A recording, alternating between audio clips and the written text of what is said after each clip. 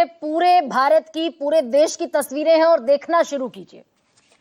मुझे ले लीजिए छोटी विंडो में और ये तस्वीरें दर्शकों को दिखाना शुरू करती हूं। कहां आम आदमी की जान सांसद में फंसी हुई है, मारामारी है, पेट्रोल पर, डीजल पर भगदड़ मची हुई है और लोग कहां कहां किस किस तरह की स्थिति में है। सबसे पहले महाराष्ट्र की तस्वीरें दिखाइए, ले आइए तस्वीरें दिखाना शुरू कीजिए। महाराष्ट्र में दरअसल बुल्ढाना में पेट्रोल पंप पर प्लास्टिक की कैन लेकर लोग भागते हुए दिखाई दे रहे हैं, क्योंकि पेट्रोल पंप मालिक ने कहा कि डीजल खत्म हो गया और डीजल का टैंकर जैसे ही आता हुआ दिखा वो प्लास्टिक की कैन लेकर भागते दौड़ते दिखाई दिए डीजल के टैंकर की तरफ। ये महाराष्ट्र की तस्वीरें हैं। महाराजगंज में, यूपी में तस्वीरें अभी थोड़ी देर में आपके सामने आने वाली हैं। उत्तर प्रदेश के महाराजगंज में ये वो बुल्ढाना की तस्वीर है, if I am not wrong, ये महाराजगंज की तस्वीर है उत्तर प्रदेश की। यहां लोग मच्छरदानी लगाकर पेट्रोल पंप पर सो गए और पास में आसपास दिखाई दे रहे हैं एलपीजी के सिलेंडर भी, कि कहीं एलपीजी सिलेंडर आए और इनका नंबर ना छूट जाए। मच्छरदानी लगाकर सो गए महाराजगंज में। गोरखपुर में भी इसी तरह की स्थिति दिखाई दी।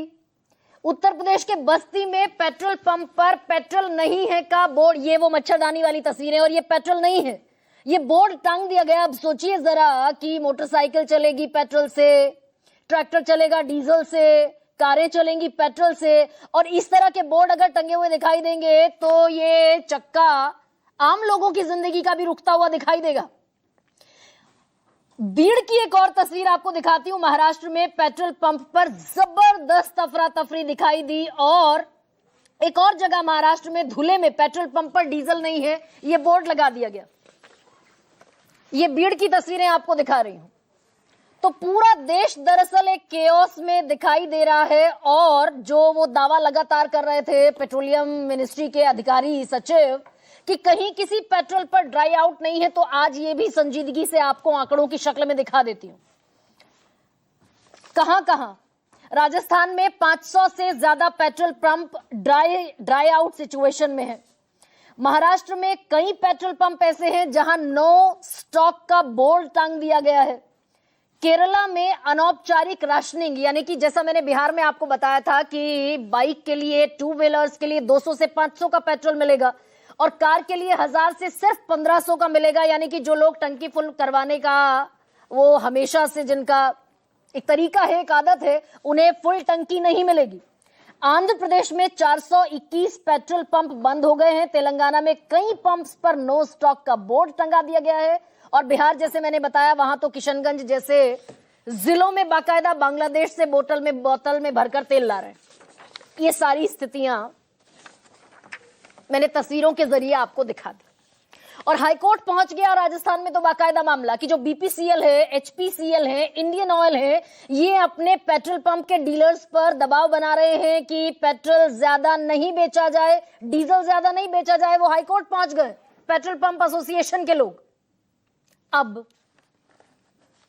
ये बात विपक्ष कह रहा था पिछले 2 महीने से। राहुल गांधी परसों रायबरेली में कहते हुए दिखाई दिए कि डीजल और पेट्रोल की कीमतें भी बढ़ेंगी, देश में आर्थिक तूफान आएगा, महंगाई की मार किसानों पर, गरीबों पर, मजदूरों पर, व्यापारियों पर पड़ने वाली है। ये 2 महीने से विपक्ष कहता हुआ दिखाई दे रहा था। और कल देश के प्रधानमंत्री ने इसको बाकायदा, ये जो काउंसिल ऑफ मिनिस्टर्स की बैठक हुई, 5 देशों के दौरे से लौटे प्रधानमंत्री, और आने के तुरंत बाद उन्होंने ये एड्रेस की मीटिंग, यानी कि क्रूशियल सिचुएशन है, और सारे मंत्रियों को क्या कहा गया कि जनता के बीच जाएं, कीमतों में इजाफा क्यों हुआ, पेट्रोल में, डीजल में और गैस में, ये लोगों को बताएं, और डीजल पेट्रोल की खपत में कटौती का भी निर्देश देश के प्रधानमंत्री सारे मंत्रियों को देते दिखाई दिए। और इसका आज असर यह दिखा कि लखनऊ में 70 जज हाईकोर्ट के साइकिल से जाते हुए दिखाई दिए। तो देश के प्रधानमंत्री कह रहे हैं कि भाई संकट है, डीजल पेट्रोल बचाना है, और मंत्रियों को बताना है लोगों को कि ये वो जजेस हैं हाईकोर्ट के लखनऊ में। इस सब साइकिल से निकलते हुए दिखाई दी, और इस तरह की तस्वीरें देश ने पहले भी देखी हैं, सम्राट चौधरी से लेकर प्रवेश वर्मा तक, और वो आशीष सूद हैं दिल्ली के, जो दिल्ली में मंत्री हैं, कैबिनेट मंत्री। पर इसमें बड़ा कमाल का पेच ये भी है कि एक तरफ तो देश के प्रधानमंत्री कह रहे हैं कि पेट्रोल डीजल बचाना है, और वो अफसर जो रोज प्रेस ब्रीफिंग करते हैं, पेट्रोलियम मिनिस्ट्री के अफसर, कहीं कोई सामंजस्य नहीं दिखाई दे रहा है। सुजाता शर्मा कह रही है there is no crisis at all. अब ये पहले बयान आपको सुनाती हूं, फिर सवाल रखती हूं, सुनिए जरा क्या कह रही है सुजाता शर्मा। सप्लाईज हैं, क्रूड हो, नेचुरल गैस हो, पेट्रोल हो या डीजल हो, हमारी रिफाइनरीज ऑप्टिमम कैपेसिटी पर ऑपरेट कर रही हैं ताकि जो देश की डिमांड है उसको मीट किया जा सके। तो अफसर बिल्कुल अलग बात कह रही हैं। और इसी तरह से हरदीप सिंह पुरी, पेट्रोलियम मिनिस्टर, बामुश्किल हफ्ता भर पहले कहते दिखाई दिए थे कि भाई 60 दिन का हमारे पास पेट्रोल डीजल है, क्रूड है और 45 दिन की गैस है।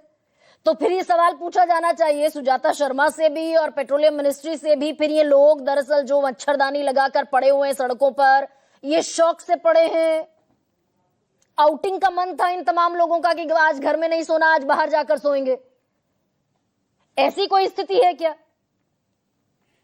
और पेट्रोलियम मिनिस्टर यहां तक कहते हुए दिखाई दिए थे इस देश को, क्योंकि मैं फेस वैल्यू पर सरकार के तमाम नेताओं की बात लेती हूं, कि 27 की जगह हमने 40 देशों से ऑयल इंपोर्ट बढ़ा लिया। युद्ध का कोई भी खतरा देश की ऑयल सप्लाई पर नहीं है।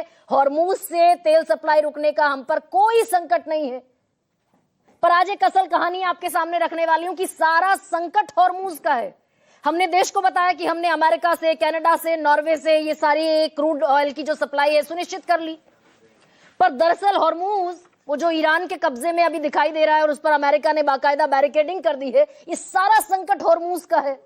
60% तेल मंगाते थे हम हॉर्मूज से, और वहां के विदेश मंत्री अब्बास अरागची कह रहे हैं कि भारत पर ईरान से तेल नहीं खरीदने को लेकर अमेरिका ने यूनिलैटरल इलीगल सैंक्शन लाद दिए, प्रतिबंध लाद दिए, हम तो तेल बेचने को तैयार हैं भारत को। कल का बयान है विदेश मंत्री का, अब्बास अरागची का। और इसमें सबसे इंपॉर्टेंट चीज ये कि चाइना को भर भर कर तेल बेचा ईरान ने और हमारे जहाजों पर बाकायदा हमला किया गया। ये जानकारी आप तक पहुंचनी बड़ी जरूरी है। ईरान ने हमारे 2 जहाज, कार्गो जहाज मार गिराए। कार्गो शिप पर पहला हमला हुआ अल फौज नूर सुलेमानी, ये गुजरात का जहाज था, इस पर हमला हुआ हॉर्मूज में। और उसके बाद एमएसवी हाजी अली पर हमला हुआ, ड्रोन अटैक हुआ, ये कार्गो शिप था, गुजरात का था, और हमारी मिनिस्ट्री ऑफ एक्सटर्नल अफेयर को कहना पड़ा कि यह अस्वीकार्य है। यानी ईरान हॉर्मूज से हमारे जहाजों को गुजरने की इजाजत नहीं देता दिखाई दे रहा है। और इसका नतीजा क्या है? इसका नतीजा कुछ आंकड़े और रख देती हूं आपके सामने, क्योंकि हमने अमेरिका से, कनाडा से, सब जगह से इंश्योर कर ली थी ऑयल सप्लाई। तो ये हॉर्मूज जहां से कहानी शुरू होती है वो ये है कि हम 53 से 56 लाख बैरल हर दिन तेल मंगाते थे। ये हमारी जरूरत है रोज की। हॉर्मूज से आता था 25 से 27 लाख बैरल प्रतिदिन। थोड़ा सा गौर कीजिएगा कि हम कहां, किस मुसीबत में आकर खड़े हो गए। रोज हम लाते थे 25 से 27 लाख बैरल, और जिस दिन से युद्ध शुरू हुआ 83 दिन हो गए। 28 फरवरी को युद्ध शुरू हुआ था, 83 दिन में आया है सिर्फ 27 लाख बैरल। कहां ये रोज आता था, कहां 83 दिन में आया है 27 लाख बैरल। और हम ये कह रहे हैं कि we are very much secured in oil supply. अब एलपीजी, ये जो लोग मच्छरदानी लगाकर बाहर सोए हुए हैं, इनको क्यों जरूरत पड़ गई? क्योंकि एलपीजी कितनी मंगाते थे? रोज की हमारी जरूरत है 90,000 टन की रोज की, और हॉर्मूज से 28 फरवरी से पहले, युद्ध शुरू होने से पहले आता था 73,000 मीट्रिक टन। और अब कितना आ रहा है? 83 दिनों में आया है 5,22,300 मीट्रिक टन। यानी 83 दिन में हमारे पास सिर्फ 5 से 7 दिनों की गैस आई है, 5 से 7 दिनों की। तो ये कितना बड़ा गैप खड़ा होता दिखाई दे रहा है, और हम कह रहे हैं कि सब चंगा है। ईरान पर प्रतिबंध को लेकर विदेश मंत्री अरागची कह चुके हैं हमारे जहाज मारे जा रहे हैं। सुनिए विपक्ष क्या कहता हुआ अब दिखाई दे रहा है। आज संजय सिंह राज्यसभा के सांसद हैं आम आदमी पार्टी के, उन्होंने बयान दिया। अभी आपने सुना होगा ईरान के विदेश मंत्री का बयान, उससे पहले रूस के राष्ट्रपति पुतिन का बयान। दोनों ने क्या कहा? हम भारत को तेल बेचना चाहते हैं, हम भारत को सस्ते में तेल बेचना चाहते हैं, लेकिन भारत सरकार हमसे तेल नहीं खरीद रही है। ट्रंप के डर के कारण प्रधानमंत्री नरेंद्र मोदी रूस से और ईरान से तेल नहीं खरीद पा रहे हैं। तो रूस कट हो गया, ईरान कट हो गया, और अभी परसों की खबर है कि वो जो विंडो बढ़ाई थी अमेरिका ने, इसमें कमाल का खेल अमेरिका का भी है जो आपके सामने आज बड़ा क्लियरली रखने वाली हूं।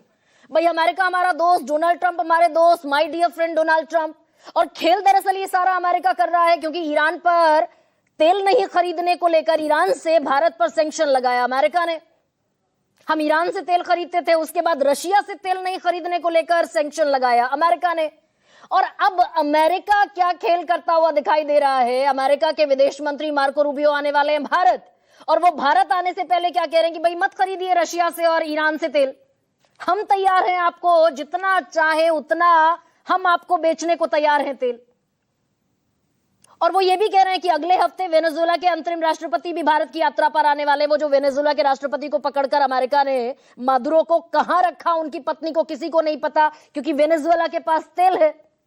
तो वो ये कह रहे हैं मार्को रूबियो कि अब वेनेजुएला के राष्ट्रपति भी भारत आएंगे और वो भी भारत के लिए बहुत कुछ लेकर आने वाले हैं, तेल उनसे भी खरीद लीजिए। पर अमेरिका इसमें कौन सा गुणा गणित लगा रहा है?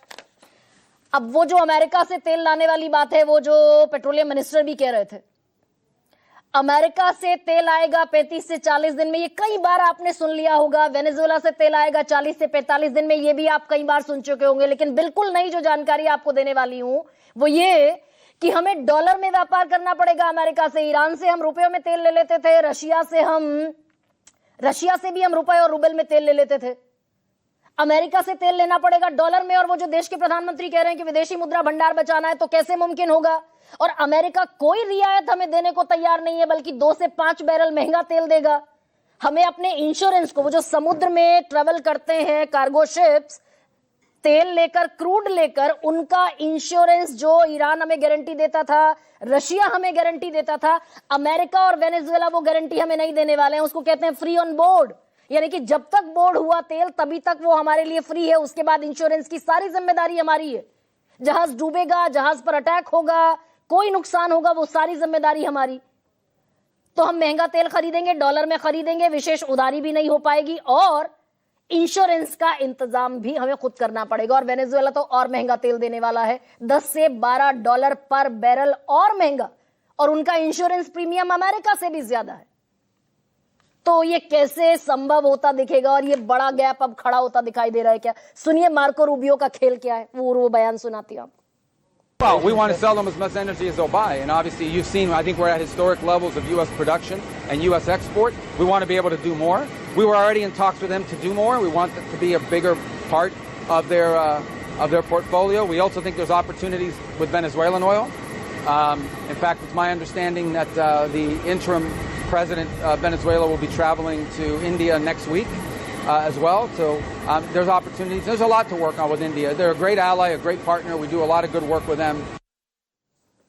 तो ये सारा प्लॉटिंग इसलिए किया गया कि अमेरिका से तेल खरीदो, हम सबसे बड़े उत्पादक हैं तेल के। अब ऐसे में आपके सामने रखती हूं आज का सबसे बड़ा सवाल।